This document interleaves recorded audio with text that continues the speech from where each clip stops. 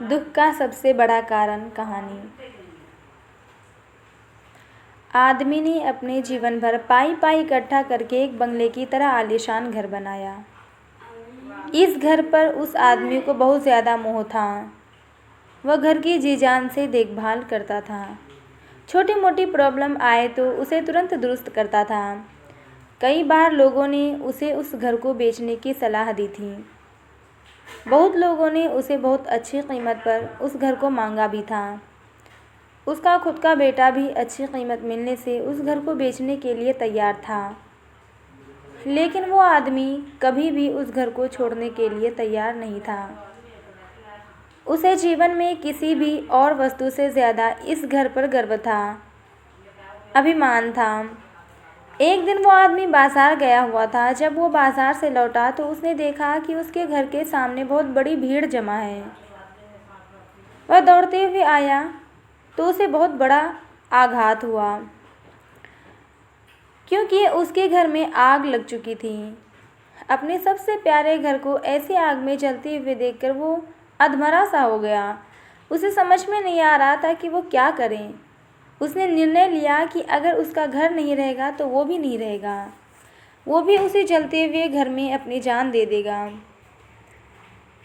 अपने दुख में जब वो आदमी जलते हुए घर में जाकर अपनी जान देने गया, तब वहाँ तमाशा देख रहे लोगों में से एक ने उसे रोक लिया और उसे कहा कि क्यों बेवजह अपनी जान देना चाहते हो, क्योंकि अब ये घर तुम्हारा नहीं है। एक दिन पहले ही तुम्हारे बेटे ने इस घर का सौदा किसी और के साथ कर दिया था। जैसे ही उस आदमी को इस बात का पता चला, उसका सारा दुख खत्म हो गया।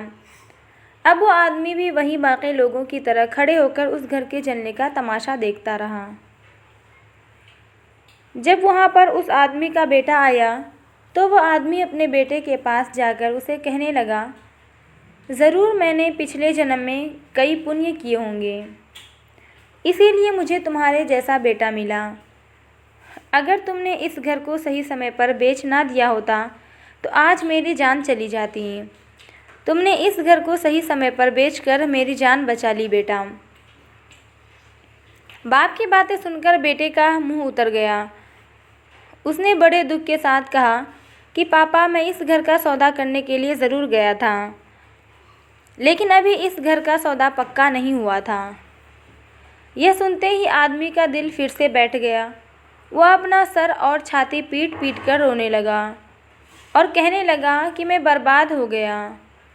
पहले किसी और का घर जल गया, ये जानकर जो उसे खुशी हुई थी वो अब उसका घर है, ये जानकर दुख में बदल गई। दोस्तों, इस कहानी से हम बहुत अच्छी तरह से समझ सकते हैं कि दुख का कारण किसी भी चीज़ को अपना मानना होता है। जब कोई चीज़ अपनी है और वो हमें छोड़कर जाती है तो बहुत दुख होता है, लेकिन अगर वो चीज़ किसी और की है और उसके साथ कुछ भी हो जाए तो हमें दुख नहीं होता। श्रीमद् भागवत गीता में भी ये लिखा है कि किसी भी वस्तु को अपना मानना ही दुख का सबसे बड़ा कारण है। इसीलिए किसी भी वस्तु के साथ ज़्यादा लगाव या मोह नहीं बांधना चाहिए। अगर हम ऐसा कर सकें तो हमें जीवन में दुख भी नहीं होगा।